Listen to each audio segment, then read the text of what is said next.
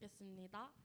전능하사 천지를 만드신 하나님 아버지를 내가 믿사오며 그 외아들 우리 주 예수 그리스도를 믿사오니 이는 성령으로 잉태하사 동정녀 마리아에게 나시고 본디오 빌라도에게 고난을 받으사 십자가에 못 박혀 죽으시고 장사한 지 사흘 만에 죽은 자 가운데서 다시 살아나시며 하늘을 오르사 전능하신 하나님 우편에 앉아 계시다가 죄로서 산자와 죽은 자를 심판하러 오시리라.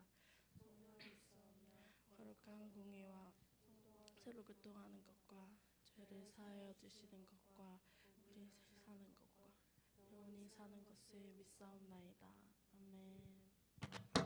샬롬. 안 돼요. 다시 할게요. 샬롬. 네, 오늘은 3월 세 번째 주일입니다. 저희가 3월 한 달 동안 암송하고 있는 말씀은 시편 127편 3절 말씀입니다. 먼저 천천히 함께 따라해 보도록 할게요. 보라 자식들은 여호와의 기업이요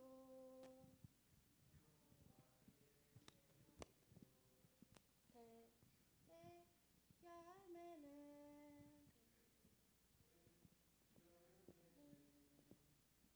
그의 상급이로다.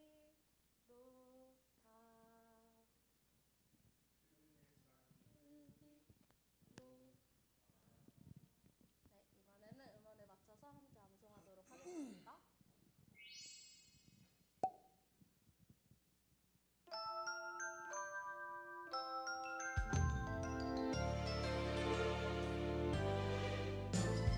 보라 자식들은 여호와의 기업이요 대의 열매는 그의 상급이로다.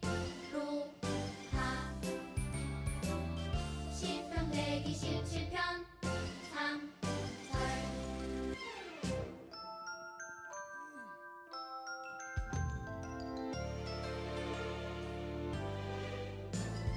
보라 자식들은 여호와의 기업이요 대의 열매는 그의 상급이로다. 시편 127편 3절. 아멘.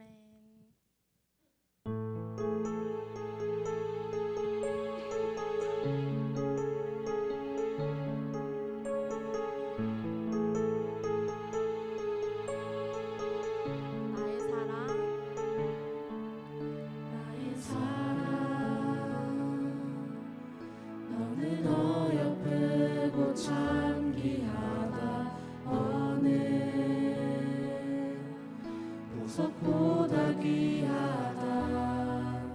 내가 사랑스럽지 않을 때 너를 온전히 사랑하고 너와 함께하려 내가 왔노라.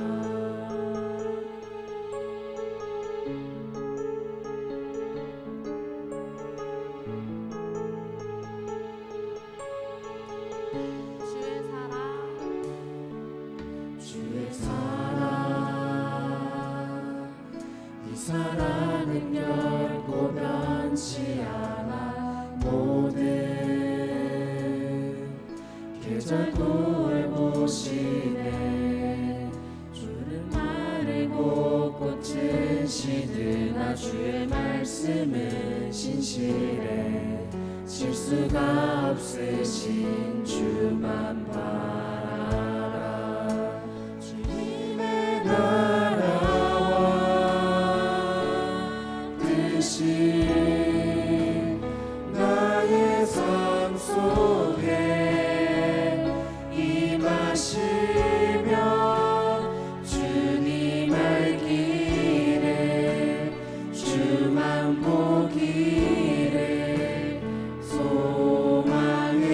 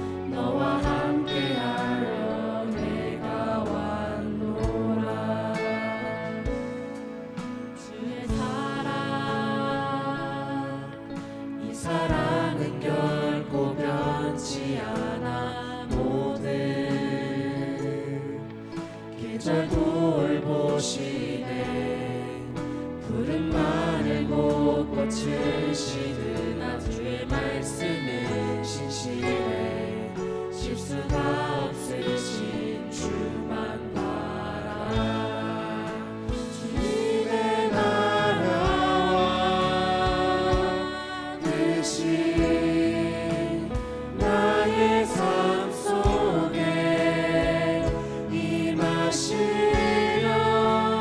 주님 알기를 주만 보기를 소망해.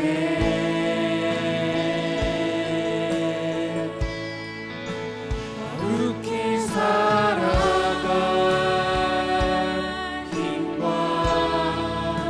두려움 없는 믿음 주신 나의 하나님 완전한 사랑 찬양해.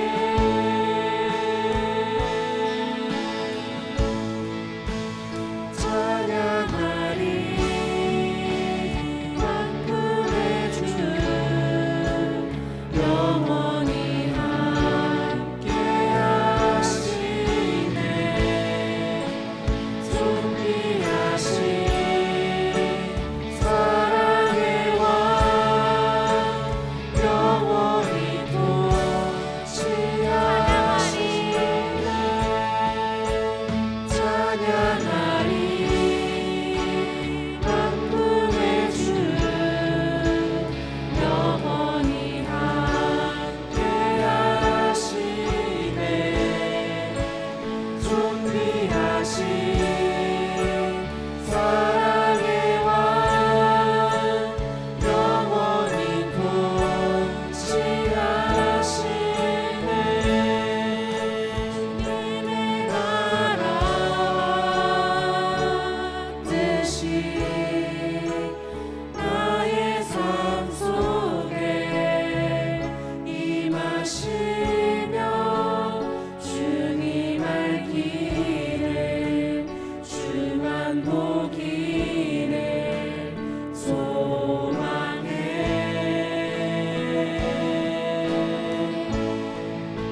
거룩히 살아갈 힘과 두려움 없는 믿음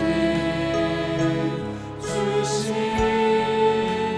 나의 하나님 완전한 사랑 찬양해.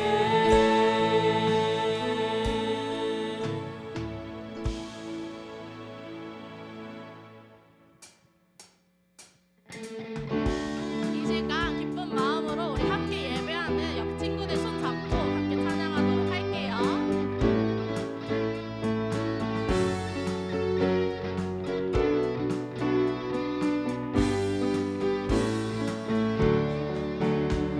우리 걸어가는 이 길이 결코 처음 밟는 길은 아니야. 수천 년 동안 온 땅 곳곳에서 주님 따르는 적 있으니 우리 걸어가는 이 길이 낯설고 두려워 보일지라도 삶의 무게를 딛고 흘러 들어오는 주님 부활의 생명을 봐. 우리 함께 손잡고 가세. 조금 느리고 어려울지라도 주님 부르신 그 강력 붙잡고 손잡고 함께 가세. 우리 함께 손잡고 가세. 때론 더디고 힘겨울지라도 주님 부르신 그날을 향하여 손잡고 함께 가세. 우리 걸어가는 이 길이 결코 처음 밟는 길은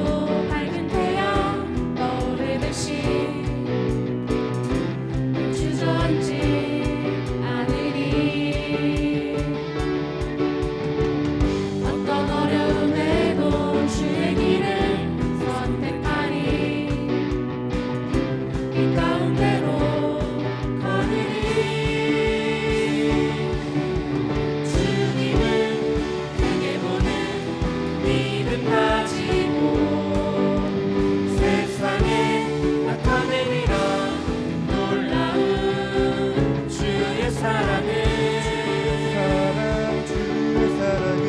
주의 꿈을 안고 일어나리라. 선한 능력으로 일어나리라. 이 땅의 부흥과 회복은 바로 너로부터 시작되리. 주의 꿈을 안고 일어나리라. 선한 능력으로 일어나리라.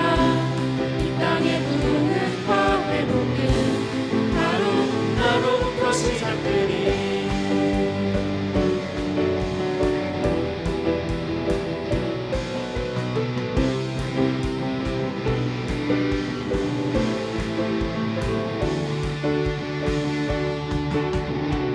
저 높은 하늘 위로 밝은 태양 떠오르듯이 주저앉지 않으리. 어떤 어려움에도 주의 길을 선택하리. 빛 가운데로 걸으리.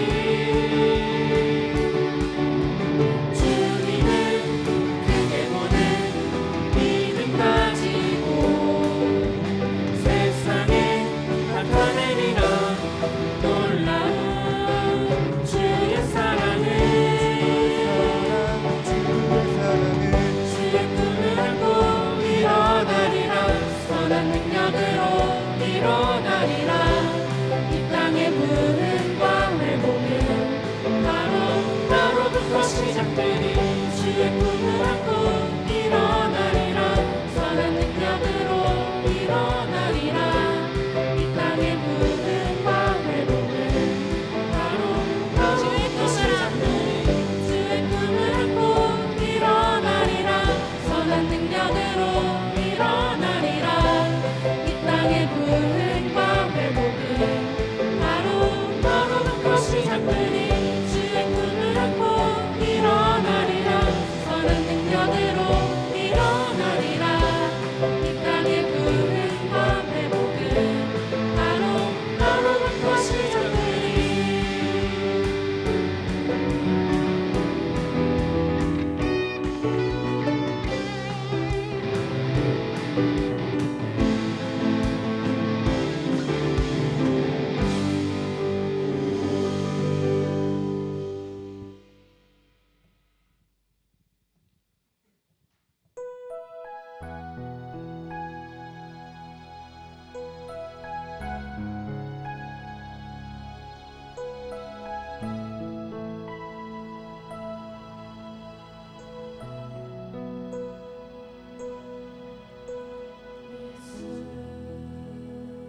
내 기쁨 되신 주,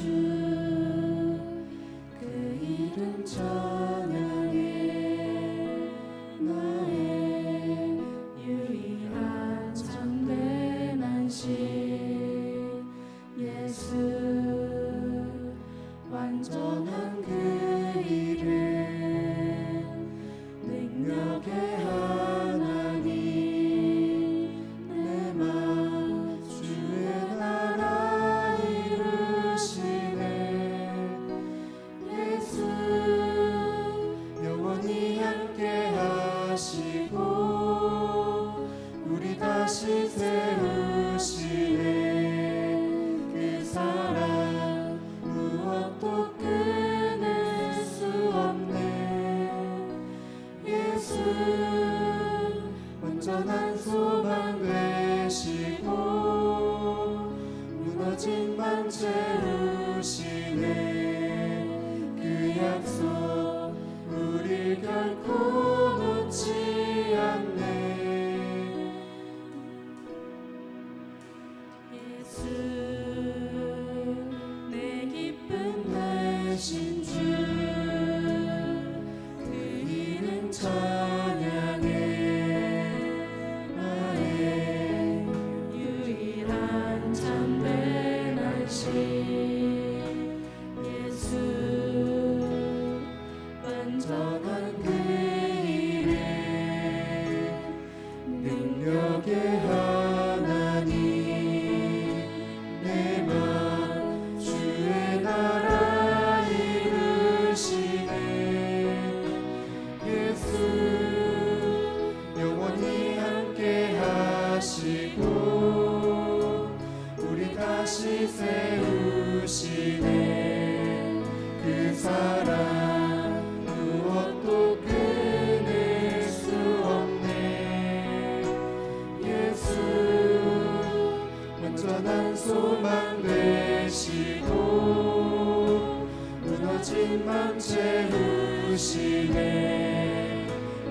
약속 우리 결코 놓지 않네.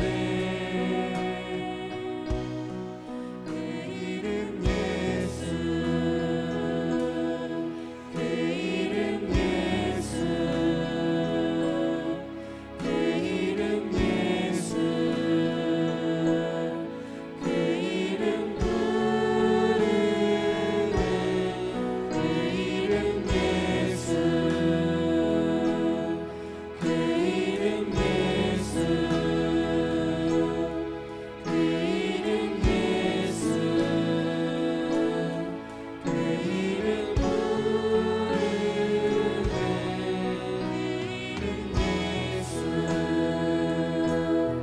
그 이름 예수, 그 이름 예수, 그 이름 부르네. 그 이름 예수, 그 이름 예수, 그 이름 예수, 그 이름 부르네. 예수 영원히 함께 하시고 우리 다시 세우시네. 그 사랑 무엇도 끊을 수 없네. 예수 온전한 소망 되시고 무너짐만 채우시네. 그 약속 우릴 결코 놓지 않네. 예수 온 땅에 주인 되신 주님이 내 이름 아시며 사랑만 돌보네. 어둠을 밝히시는 새벽별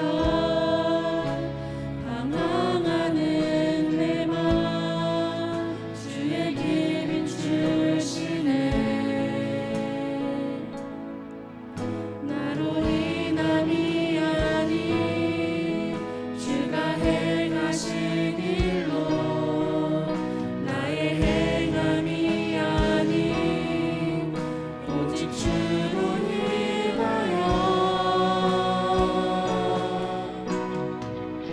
나는 오늘 피었다 지는 이름 없는 꽃과 같네.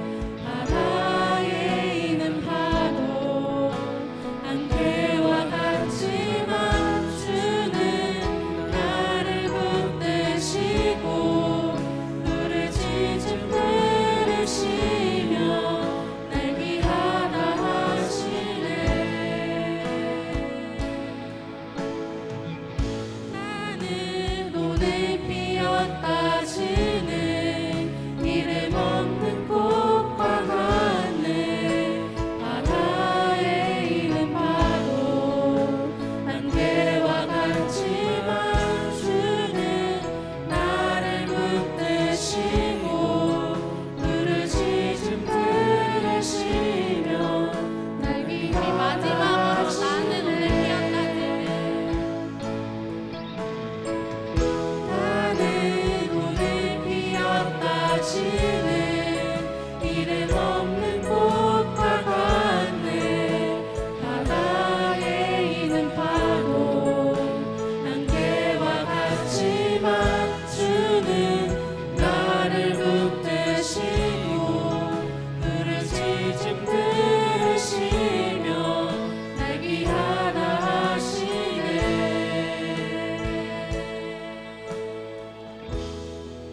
우리 이 시간 하나님께서 우리 공동체를 하나의 가정이 되게 가족이 되게 이루신 것을 기억하면서 우리가 어떤 어려움이 있든지 하나님께서 절대 저희를 놓치지 않을 것을 기억하며 의지하며 예배를 준비하겠습니다. 기도하겠습니다.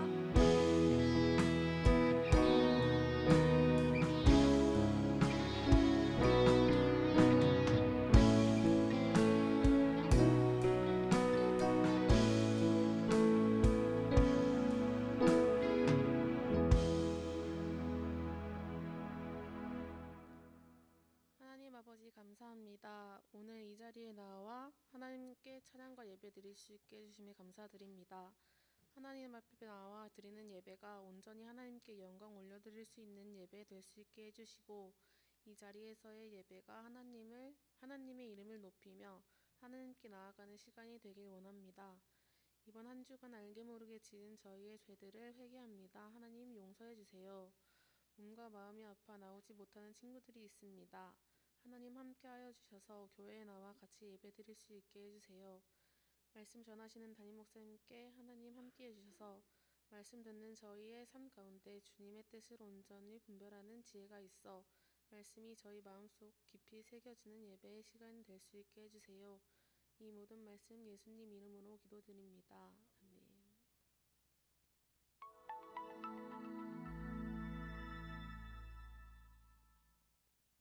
최근에 부모님께 사랑한다는 표현을 한 적이 있나요? 또 형제자매에게 고맙다거나 미안하다는 표현을 자주 하시나요? 이러한 표현은 가족관계에 긍정적인 영향을 미칠 뿐만 아니라 청소년기의 여러분이 건강한 대인관계의 역량을 갖추는 데 큰 도움을 줍니다. 물론 처음에는 어색하고 힘들 수 있지만 꾸준히 노력한다면 화목한 가정을 세우는 밑거름이 될 것입니다. 특히 성경적 세계관으로 가정을 바라볼 때 이러한 표현의 중요성은 더욱 강조됩니다. 그렇다면 우리가 가정에서 서로를 인정하는 표현을 해야 하는 이유가 무엇일까요? 성경은 가정의 회복이 그리스도와 교회의 신비로운 연합을 본받는 데서 시작된다고 가르칩니다. 우선 바울은 부부관계의 모델로서 교회를 위해 자신을 버리신 예수님의 희생적인 사랑을 제시했습니다. 또한 부모와 자녀 사이의 질서에 대해서도 권면하며 자녀에게는 부모에게 순종하고 공경할 것을 명합니다. 동시에 부모에게도 자녀를 노엽게 하지 말고 오직 주의 교훈과 훈계로 양육하라고 가르칩니다. 이처럼 가정은 일방적인 관계가 아니라 상호 간의 사랑과 존중 안에서 온전해질 수 있습니다. 가정의 회복은 가족 구성원이 서로를 하나님의 형상으로 인정하고 존중하는 작은 표현에서 시작됩니다.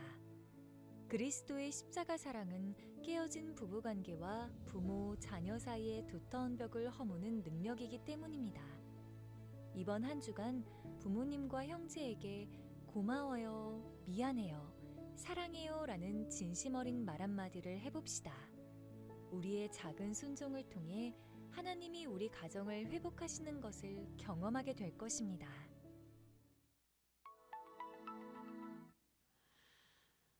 우리 에베소서 5장 31절로 33절까지 말씀 우리 함께 봉독하겠습니다.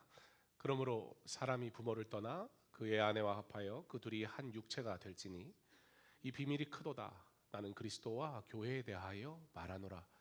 그러나 너희도 각각 자기의 아내 사랑하기를 자신같이 하고 아내도 자기 남편을 존경하라. 아멘. 오늘은 그리스도의 사랑으로 세워지는 가정의 질서라는 제목으로 여러분과 함께 말씀을 좀 나누려고 합니다. 오늘 본문을 읽어보면 이건 결혼한 사람 이야기인데 사실 여기 있는 사람들과는 전혀 상관없는 이야기처럼 들릴지도 모르겠습니다.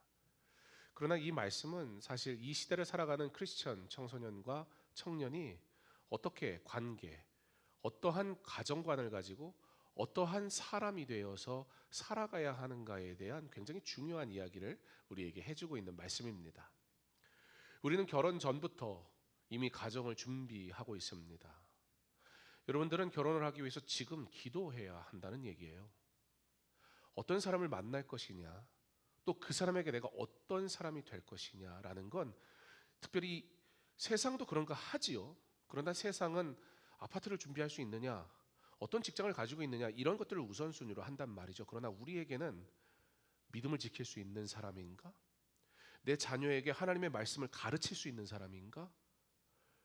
내 배우자와 함께 누군가를 만날 때 그러한 삶의 길로 이끌어 줄 수 있는 좋은 믿음의 사람을 만날 수 있는가? 그것을 우리는 생각하지 않을 수가 없습니다. 지금은 제가 못하고 있기는 한데요. 제가 담임 목사가 된 이후로 못한 것 같아요. 그 전에 부교육자 생활을 할 때는 꼭 하려고 노력했던 게 하나 있습니다. 그게 뭐냐면 주일날 예배가 다 끝나고 나면 저는 저희 아이들을 데리고 할아버지 댁에 갔어요. 아이들. 거기에 가서 저녁 식사를 같이 합니다. 그럼 그 저녁 식사에서 할아버지가 뭐 해주시냐면 우리 아이들의 이름을 부르면서 축복 기도를 해주세요. 어떤 믿음의 가정, 어떤 믿음의 가문, 자녀를 위해, 자녀 손들을 위해 기도할 수 있는 믿음의 사람이 있는 가정인가 아닌가, 이거보다 세상에 더 중요한 가치와 기준은 크리스찬인 우리에게는 존재할 수가 없다라는 겁니다. 왜 그렇게 하시는 걸까요? 사실 여러분들에게 이 3월 한 달 우리가 가정에 대한 이야기를 하는데, 이 가정의 이야기를 통해 여러분들에게 교회의 이야기를 하고 싶은 겁니다. 오늘 말씀을 통해 우리에게 주어지는 중요한 사실이 하나 있어요. 가정과 교회는 분리될 수 없다.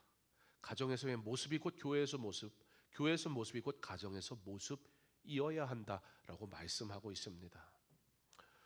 그래서 여러분들에게 오늘 3가지 이야기하고 싶은데요. 첫째는 세상은 관계를 소비하게 하지만 하나님은 관계를 언약으로 보신다라는 사실입니다. 31절에 그러므로 사람이 부모를 떠나 그의 아내와 합하여 그 둘이 한 육체가 될지니, 굉장히 은혜가 되는 말씀 아닙니까? 드디어 우리 집에서 탈출할 수 있다. 근데 사실 그런 얘기는 아니에요. 떠난다라는 것도 중요하지만 연합하게 하셨다라는 것이 사실 핵심이거든요. 언약의 관계로 두 사람을 만나게 하신다. 언약의 관계, 어떤 감정, 필이 있어야 만나는 것도 중요할 수는 있는데 사실 그 필이 얼마나 갈 것 같아요? 뭐 여러분이 정말 어린 시절에 여러분이 정말 좋아했던 것 있을 거예요. 그러나 사실 여러분, 환경이 바뀌고 내 상황이 바뀌고 내 생각이 바뀌고 내 관점이 바뀌고 내 관심이 바뀌는 순간, 그것이 정말 그거 없으면 큰일 날 줄 알았던 그것이 하루아침에 사라져 버리는 것을 여러분의 삶에도 이미 수도 없이 경험해 봤을 거예요. 근데 사람을 감정으로 만난다고요?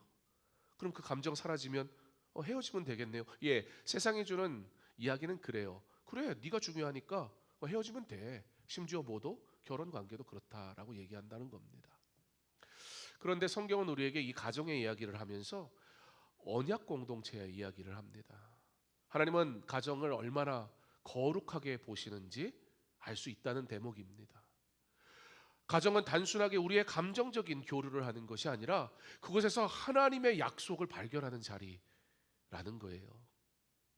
세상은 불편해? 그만 만나. 상처받기 전에 네가 행복해야지. 나를 행복하게 해주는 그런 관계만 유지해. 아우, 뭐 그런 사람들 굳이 만나려고 해. 감정이 싱그면 그거 다 끝난 거야 라고 말합니다. 이게 이 시대의 이야기, 이 시대의 공기, 이 시대의 방식이죠. 연애도, 우정도, 가족관계도, 심지어 교회 생활도. 이 교회가 나에게 만족을 주는가? 이 교회가 내가 원하는 메시지를 전해주고 있는가? 이 교회는 나를 사랑해 주는가? 그러한 관점에서 교회를 바라보기 시작하면 여러분, 교회가 곧 실망스러워지는 순간이 올 거예요. 세상적인 관점과 방식은 이렇게 우리를 소비시킵니다. 끊임없이 지치게 만들죠. 그런데 성경은 우리에게 사람은 소비의 대상이 아니라고 얘기를 해요. 관계라는 것은 내 만족을 위한 도구가 아니라는 거예요. 하나님은 우리에게 책임 있는 사랑, 언약적 태도를 가르치십니다. 여러분, 그래서 오늘 중요한 것은 오늘 본문 말씀이 결혼한 사람을 위한 것이냐에 대한 문제이기보다 여러분이 지금 사람을 대하는 태도, 교회를 대하는 태도, 하나님을 대하는 태도, 이 모든 부분들에 있어서 언약적 관계 속에서 그것을 이루어가고 있느냐라고 질문을 반드시 해보아야 합니다. 여러분, 친구를 어떻게 대합니까? 여러분, 여러분의 부모님은 어떻게 대해요? 여러분, 여러분의 부모님과 대화가 끊어진 사람 혹시 여기 있을지도 모릅니다. 형제 간에 더 이상 대화하지 않는 그런 친구들이 있을지도 몰라요. 사실 그것, 여러분들의 그러한 형편과 모습을 지적하려는 게 아니에요. 우리 안에 그러한 결핍과 단절과 문제들이 지금 있다는 거예요. 근데 원래 난 이렇게 살아야 하는 건가? 사실 그걸 원하는 사람은 없잖아요. 나는 그냥 어쩌다 보니까 이 상황이 돼서 이제 이렇게 살아야 되는 건가? 라고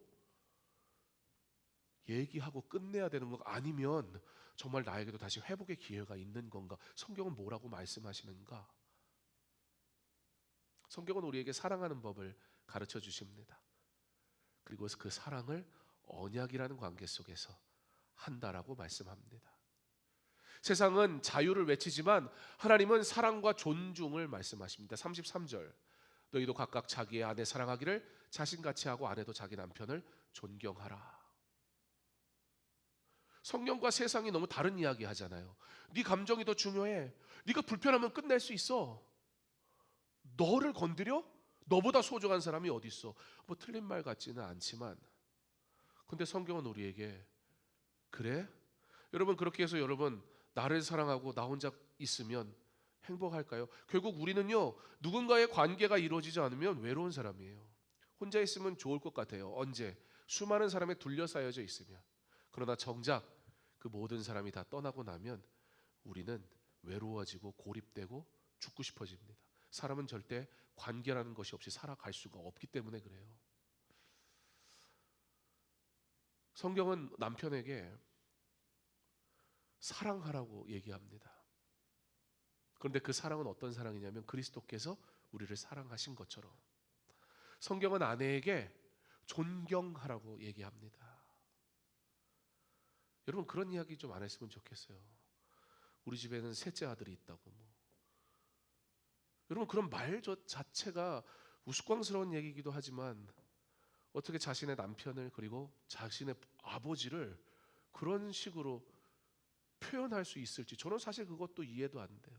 그런 식으로 말하고 웃고 떠드는 이 사회의 풍토와 우리라는 하나님이 존귀하게 만드신 이 생명을 하찮게 여기고 웃음거리로 만드는 이 사회의 방식에, 그리고 거기에 너무 물들어져 버린 우리의 모습을 보면서 하나님은 우리를 정말 귀한 생명으로 부르셨는데, 야, 사탄이 대단하긴 대단하다. 끊임없이 우리의 가치와 우리의 존재를 파고들고 우리를 하찮은 존재인 것처럼 세상 앞에 그렇게 던져버리는구나. 그런데 하나님은 우리에게 말씀하세요. 너는 내가 나의 형상으로 지은 존귀한 자라고. 교회에서 친구를 대할 때도 마찬가지입니다. 가정에서 부모님을 대하는 것도 마찬가지입니다. 공동체 안에서 리더와 친구들을 대할 때도 그렇습니다. 사랑하는 마음이 없으면, 존중하는 마음이 없으면 그 공동체는 반드시 깨져요. 우리에게 질서는 뭡니까? 뭔가 규칙을 정하고 그 규칙을 지키고 우리는 그걸 질서라고 불러요. 맞아요. 그런데 놀랍게도 성경은 오늘 질서에 대해서 말씀하시는데, 질서를 지켜! 그러면서 뭐라고 하시냐면 사랑하느냐, 존중하느냐, 그게 질서다. 그러므로 우리가 지킨다고 말하는 그 질서에 사랑이 드러나지 않으면, 내가 생각하는 옳은 일, 바른 길이 존중함이 나타나지 않는다면 그건 성경적 질서가 아니다 라는 걸 반드시 기억해야 합니다. 에베소서 6장 1절 2절은 말씀합니다. 자녀들아, 주 안에서 너희 부모에게 순종하라. 내 아버지 어머니를 공경하라. 이거 부모님들 듣기 좋으라고 주신 말씀이 아니라 이 또한 가정에 대한 질서를 말씀하는 거예요. 이 말씀이 우리에게 왜 중요합니까? 성숙이라는 건 내 마음대로 하는 것이 아니라서 그래요. 성숙한 사람은 사랑할 줄 알고 존중할 줄 아는 사람입니다. 여러분, 여러분의 언어에 사랑이 담겨져 있습니까? 여러분의 표현에 존중이 담겨져 있습니다. 그거 안 하면 아무리 대단한 회의를 해도 뒤에 뭐만 남아요? 기분이 나빠요. 요즘 부모님에게 예의 없이 말하는 것, 그게 무슨 뭐 솔직한 표현인 것처럼 여겨질 때가 있습니다. 저는 저희 자녀들에게 존중받고 싶습니다. 그리고 저는 저희 자녀들이 저를 존중하는 방법 중에 하나가 저에게 존댓말을 하는 거라고 생각해요. 왜냐하면 저는 누구보다 우리 자녀들을 사랑하고, 누구보다 우리 자녀들과 가까워지고 싶고, 누구보다 즐겁게 우리 자녀들과 생활하고 싶지만 나는 절대 우리 자녀들의 친구가 되고 싶진 않아요. 세상은 친구 같은 부모를 이야기해요. 근데 사실 여러분 배경을 이해해야 돼요. 왜냐하면 이전에 저의 부모님 세대는 너무 권위적이었거든요. 그런 분들이 너무 많았어요. 그래서 막 찍어 누르고, 야, 부모가 얘기하면 들어야지, 막 이렇게 하니까 너무 동떨어진 삶을 사니까 조금 더 우리 아빠가 친밀했으면 좋겠다는 의미에서는 그렇다면 저도 오케이. 그러나 진짜 친구가 되면 안 되잖아요. 여러분 생각해 보세요. 끔찍한 일 아니에요? 여러분의 부모가 친구야. 야, 이거 미치고 팔짝 뛸 노릇이에요. 여러분의 부모가 진짜 친구라면 이걸 어떻게 할 겁니까? 성경은 우리에게 질서라는 것을 통해서 진짜 평안함과 안식을 누리게 합니다. 오늘 말씀은 단순히 부부에 대한 이야기가 아니라 하나님이 세우신 사랑과 존중이라는 질서가 세워질 때 비로소 우리는 안정감을 느끼고 편안함을 느낀다라는 말씀을 해주는 겁니다. 성숙한 그리스도인, 그는 사랑하는 사람입니다. 그리고 내 옆에 있는 사람을 존중하는 사람입니다. 복음은 상처받는 이 시대의 사람들 속에 그들이 어떻게 다시 회복할 수 있지 우리에게 말씀해 줍니다. 어떤 친구들은 자신들의 가정을 생각할 때 아픈 사람들이 있을 수도 있어요. 그렇지 않은 사람들도 있을 거고요. 어떤 친구들은 지금 부모님과의 관계 속에 옛날 사진첩을 이렇게 들여다보면 내가 부모님과 막 즐겁게 놀았던 나의 모습을 보는데 지금 나의 현실의 모습은 아빠하고 대화 안 한 지 오래된, 아빠는 더 이상 나랑 대화되지 않는 존재인 것처럼 너무 가장 사랑해야 될 대상이 가장 멀리 있는 대상이 되어져 버린 사람들도 있을지 모릅니다. 성경은 우리에게 너 그러면 안 돼, 버르장머리 왜 그러는 거야, 그 말씀을 하는 게 아니라 내 사랑하는 아들아 딸아, 나는 너에게 가정을 줄 때 누구보다 너를 지지하고 의지하고 사랑하는 가장 귀한 선물을 준 거야. 다시 사랑하지 않을래? 다시 회복하지 않을래? 라고 말씀하시면서 정말 여러분들이 참된 기쁨을 누리기를 원하시는 겁니다. 그리고 그런 가정의 행복은 신앙의 행복으로 이어진다라고 말씀해요. 부모님들을 보면 여기 와서 뭔가 행복한 일이 있어서가 아니라 집에서 예를 들어 여러분들이 뭔가 즐겁고 행복한 일이 있었어.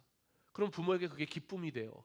그러면 교회 와서 누가 막 상처를 줘도 허허허 하고 웃어요. 진짜 우리의 삶의 문제는 뭘까요?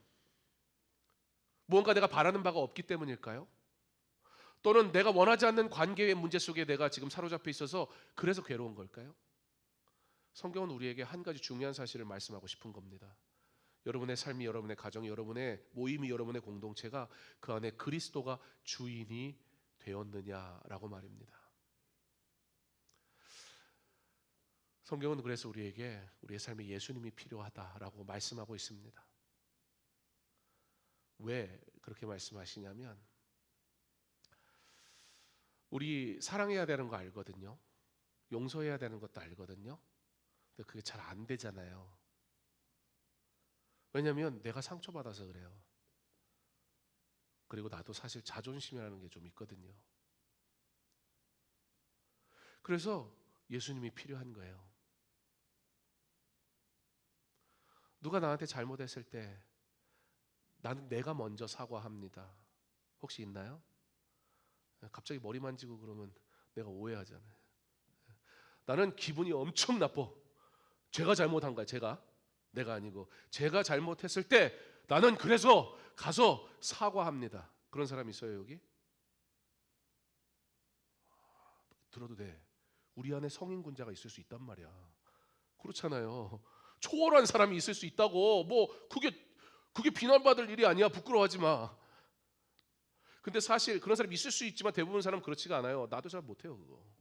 아니 내가 잘못을 안 했는데 나한테 가서 사과하래.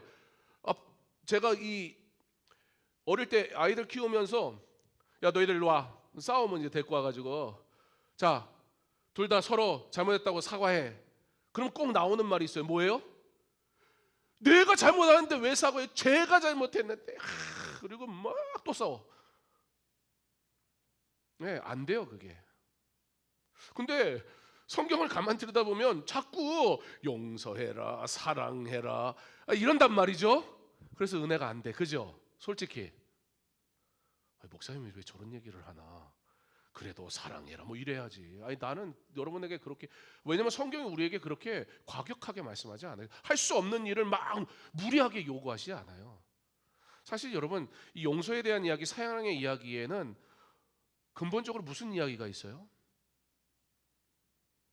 자, 그 이야기를 하기 전에 한 가지 마무리하고 이야기를 해보죠. 자, 그러면 내가 사과할 수 없는 이유는 내가 잘못하지 않았는데 제가 잘못했으니까. 그런데도 나한테 사과하라고 그러면 그래도 나는 뭐라고 얘기해요? 제가 먼저 사과하면 내가 사과할게요 라고 얘기해요. 그러죠? 그럼 여기서 질문하겠습니다. 나는 제가 사과해도 사과하지 않겠다. 손 한번 들어보세요. 아무도 없죠? 더 내가 뒤에 무슨 말 할지 모르니까 지금 손 듣고 싶으면 들어야 돼. 난 원래 그런 인간이다. 어쩔래? 그런 거 들으면 되잖아요. 나는 제가 사과해도 절대 사과 안 할 거야. 그런 사람 없어요? 없네요. 역시. 그렇다 쳐요. 자, 그러면 이제 여러분 큰일 났습니다. 여러분 반드시 사과해야 돼요. 이게 내가 사과할 수 없었던 건 나의 죄성 때문이고요. 내가 사과할 수 없었던 건 내 자존심 때문이었고요. 내가 사과할 수 없었던 건 내가 상처받았기 때문이에요. 그래요. 그런 나의 존재, 그런 나의 상태는 사실 사랑하기가 어려워요. 그래서 예수님이 저 녀석이 사과를 안 하니까 예수님이 대신 사과하셨어요. 저 녀석이 먼저 사랑하지 않으니까 그래서 예수님은 나를 먼저 그냥 사랑하셨어요. 그러니까 나는 어떤 존재다? 이미 사과받은 사람이에요. 나는 어떤 존재다? 이미 사랑받은 사람이에요. 자, 여기서 다시 여러분에게 질문하겠습니다. 여러분들은 저 사람이 먼저 사과하지 않으면, 내가 먼저 사과받지 않으면, 내가 먼저 사랑받지 않으면, 왜냐면 내 마음이 다 갈갈기 찢어졌거든. 그러나 그 사람이 누군가 나를 먼저 사랑하면 내 상처를 이유 없이 그냥 보듬어 주는 사람이 있다면 그럼 나도 사과할 수 있어요 라고 우리가 말했는데요, 이미 그 사랑은 우리에게 이루어졌습니다. 우린 그걸 십자가라고 얘기해요. 이제 우리가 사랑하지 않을 이유가 없습니다. 이제 우리가 용서할 수 없다고 말할 어떤 근거도 존재하지 않습니다. 예수님이 그렇게 우리에게 오셨습니다. 이게 복음입니다. 너도 이제 상처를 반복하는 사람이 아니라 내가 너를 사랑했어. 그래서 이제는 너도 사랑을 흘려보낼 수 있는 존재가 돼버렸어 라고 말씀하시는 거예요. 하나님은 야, 너 그래도 참어. 야, 일단 네가 예수 믿는데 잘해야지 라고 우리에게 강요하시는 게 아니라, 그렇게 예수 믿었다는 것이 용서받았다는 뜻이고 사랑받았다는 뜻이고, 그렇게 할 수 없는 내가 이제는 사랑할 수 있는 존재가 되었다고 나를 초청하시는 거예요. 완벽하지 않아도 돼요. 부모도 마찬가지고 자녀도 마찬가지고 완벽할 수 없어요. 보고 배울 게 없어요, 부모에게? 그럴지도 몰라요. 그래도 나의 길이 되시고 나의 생명이 되신 주님이 내가 어느 길로 가야 할지 알려주셨잖아요. 근데도 몰라서 못하겠다고요? 주께서 저와 여러분을 새롭게 하셨어요. 그러므로 이제 우리는 다시 새롭게 사랑할 수 있게 됐습니다. 세계적으로 잘 알려진 크리스찬 강연자 닉 부이치치, 태어날 때부터 팔과 다리가 없이 태어나 버렸습니다. 어린 시절 자신이 왜 이렇게 태어났는지 이해를 할 수 없었어요. 그게 상처였고요, 고민이었고요, 괴로움이었고요. 아니, 나는 누군가를 사랑할 수 없어. 나 같은 삶을 저주하고 싶었어요. 깊은 절망 속에서 자신의 삶을 포기하고 싶었습니다. 그런데 이 닉 부이치치를 붙들어준 이들이 있었습니다. 누구였냐면 가족이었어요. 부모님이 그냥 막 안쓰럽게만 본 게 아니라 불쌍한 존재로 보질 않았어요. 왜? 우리의 인간적인 눈으로 볼 때는 이 관계는 깨진 거고 이 관계는 회복될 수 없는 것일지 몰라요.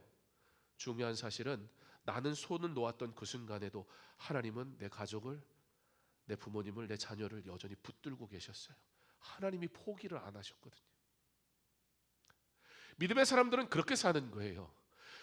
포기할 만하지 않은 상황이 내게 주어졌으니까 믿음으로 사는 게 아니고, 나도 힘들다고요, 나도 괴롭다고요, 나도 믿음 지키는 게 너무 어려운데, 아니 이해 안 되는 일들이 나한테도 생기고요, 하나님 살아계시는데 왜 그러시지 싶은 순간도 나한테도 있어요. 근데 그래서 나는 놔버렸어. 놀까 말까 고민이 아니라 그냥 놔버렸어. 에라 모르겠다. 어떻게 하라고 나보고 라고 했는데 그 순간에도 하나님은 내가 놓아버린, 사랑하라고 내게 허락하신 내가 놓아버린 그 사람을 하나님이 꽉 붙잡고 계셨어요. 여전히.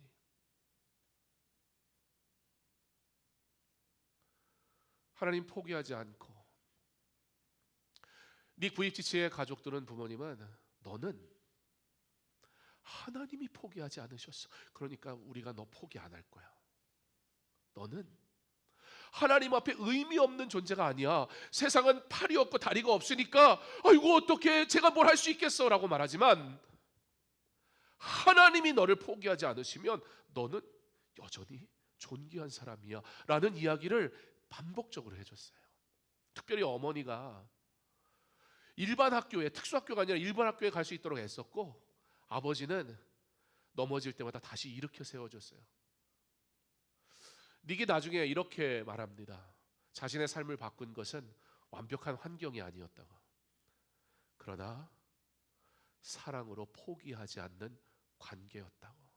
그런데 여러분, 바로 우리가 하나님이 절대 포기하지 않으시는 사랑으로 오늘도 붙들어 주시는 귀하고 존귀한 자들이란 말입니다.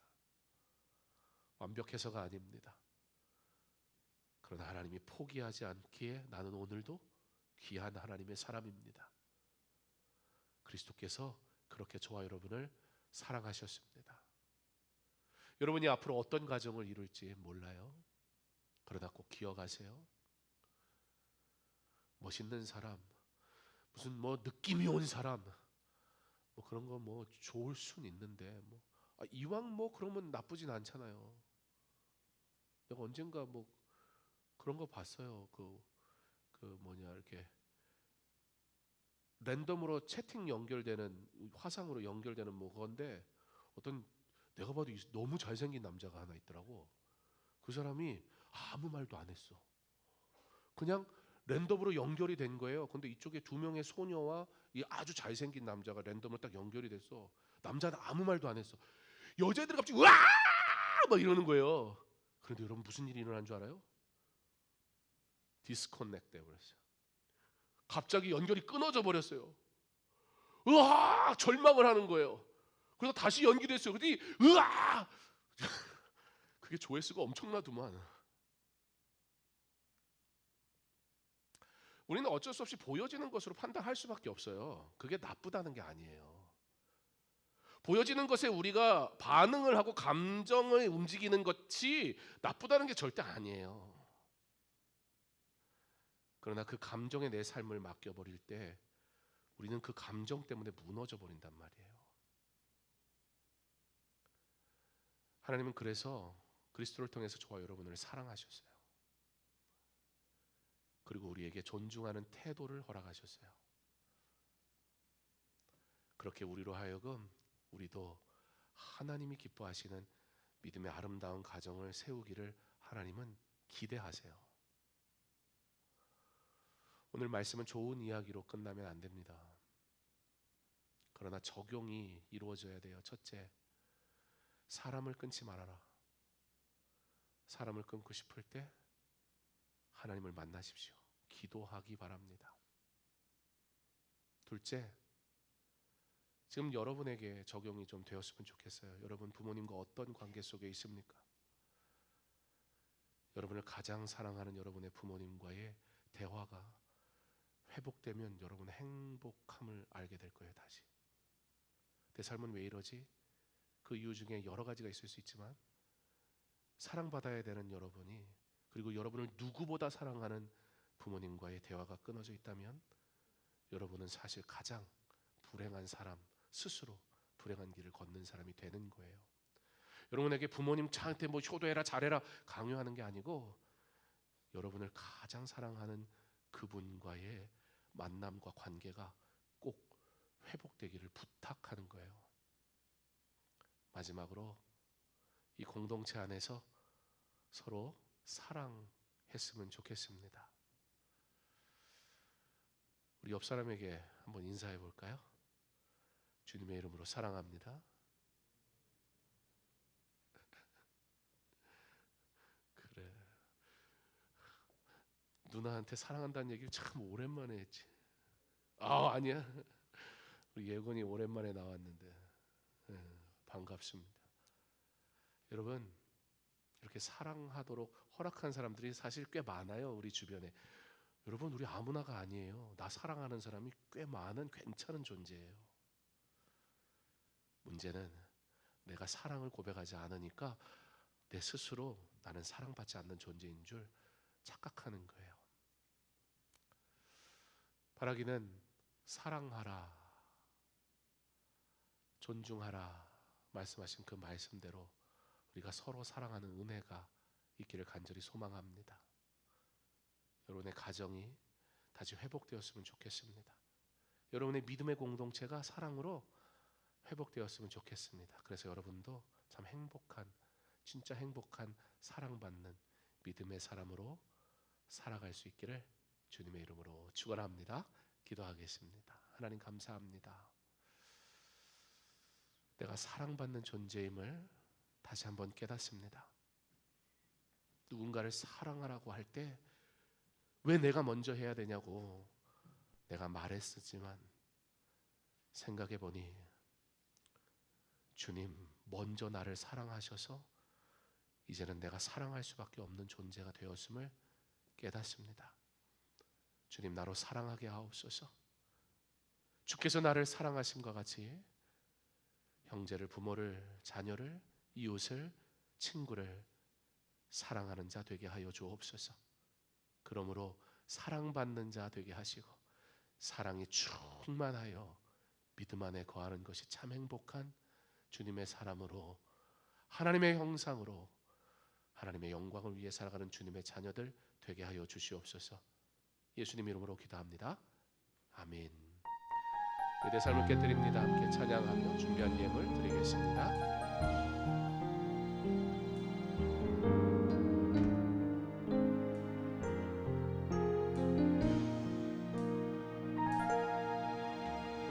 날 위해 십자가에서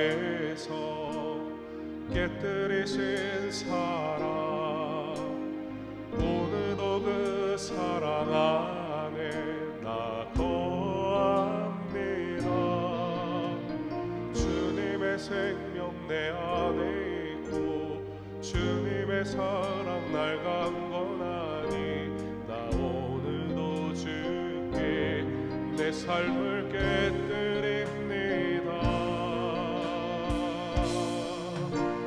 오 주여 내 삶을 깨뜨립니다. 주 머리 위에 묻습니다.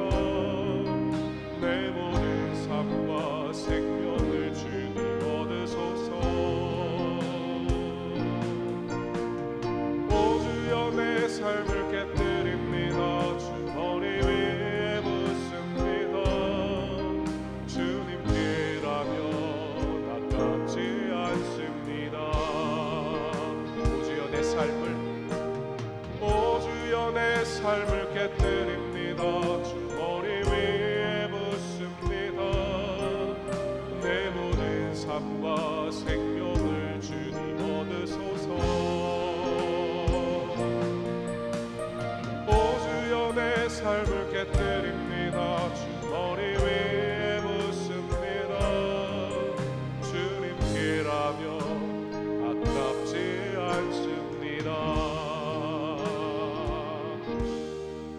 이제는 우리 주 예수 그리스도의 은혜와 하나님의 사랑과 성령의 교통하심이 가정이라는 가장 작은 교회를 통해 사랑하는 법을, 존중하는 법을 배우게 하신 하나님의 뜻을 따라 내게 허락하신 이 가정을, 그리고 믿음의 공동체를 사랑하기로, 존중하기로 결단하며 주님이 그렇게 하셨기에 마땅히 그렇게 할 수 있음을 고백하며 주의 사랑 안에 평안을 누리길 원하는 사랑하는 필그림 공동체 주의 자녀들 머리 위에 이제로부터 영원토록 함께 있을지어다.